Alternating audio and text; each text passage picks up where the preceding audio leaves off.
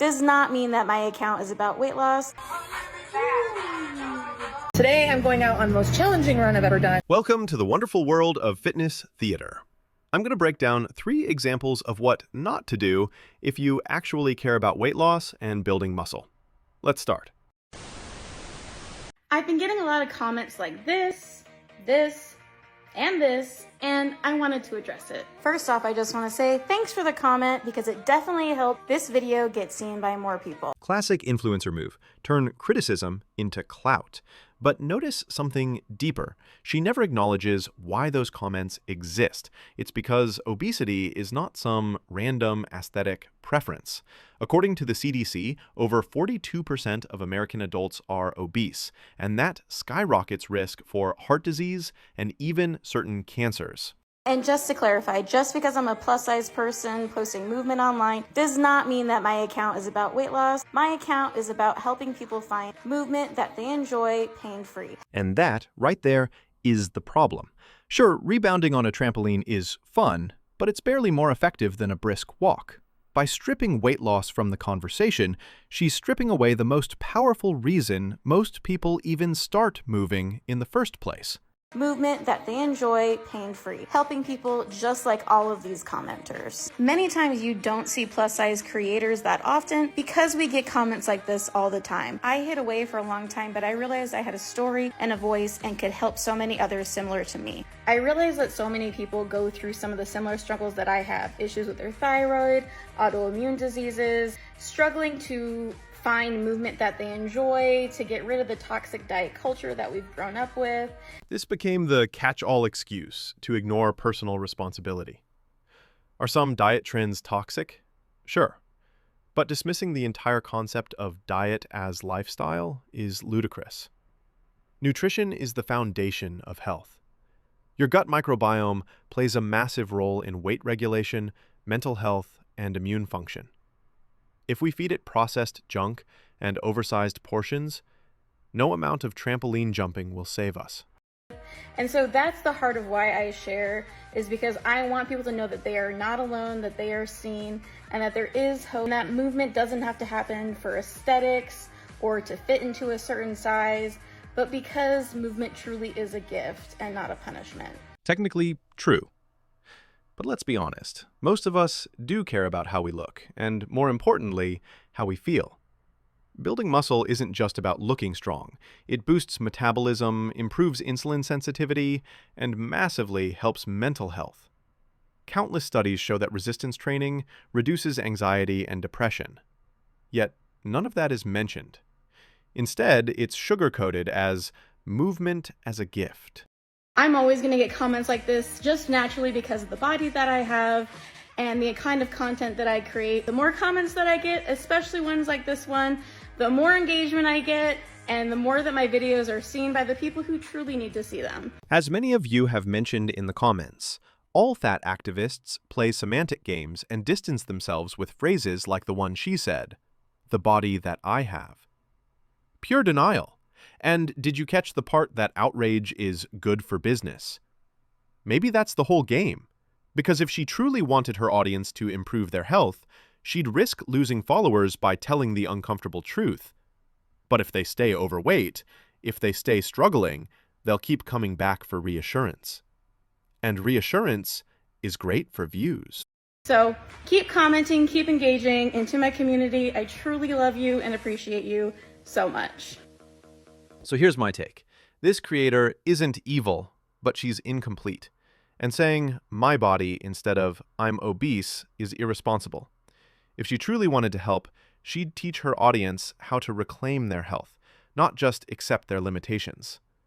And that's the message I want for you. Don't settle for comfort when you're capable of transformation. We need you. You are a gift to our industry. Haters are just jealous. Plus size, disabled yoga teacher here. Keep doing you. So why does all this matter? Because this isn't just one influencer, it's a whole movement. The fat acceptance and anti-diet crowd that's teaching people to stay stuck.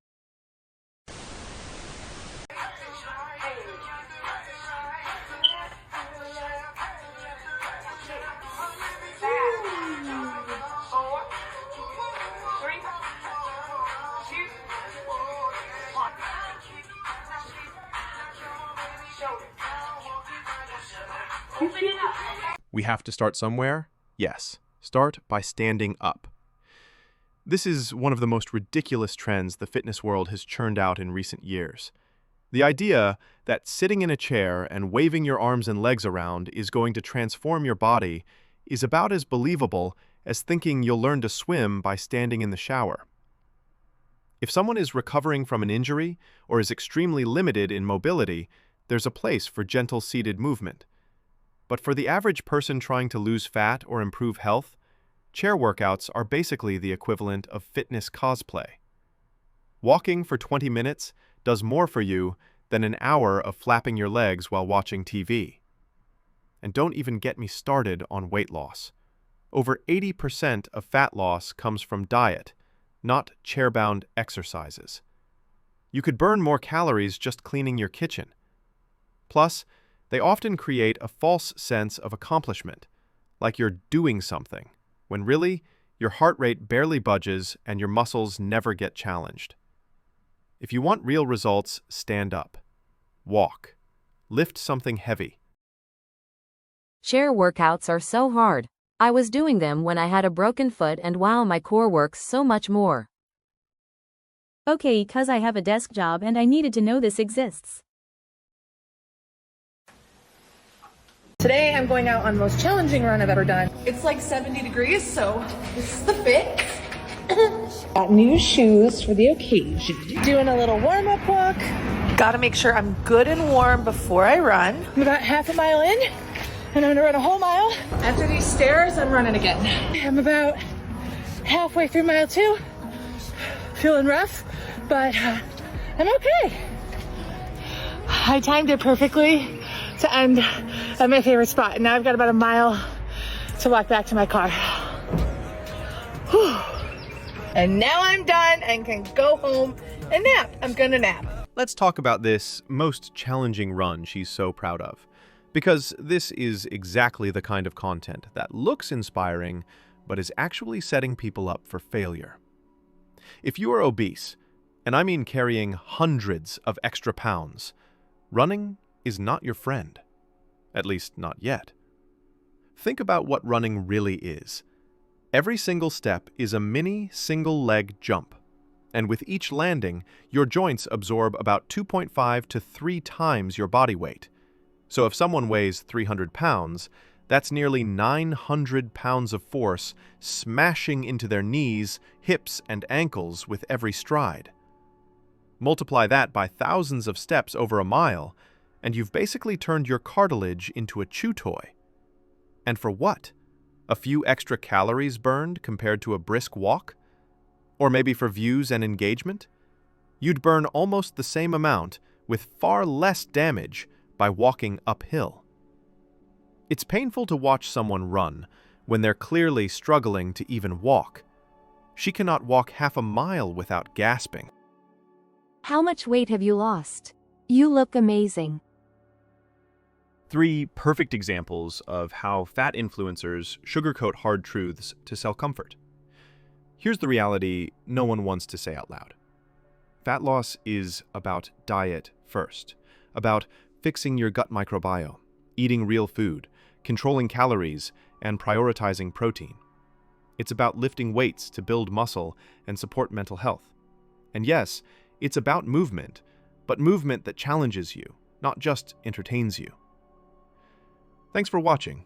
If you found this entertaining or helpful, hit like, subscribe, and share it with someone who needs a wake-up call. And remember, don't just accept your body. Build it.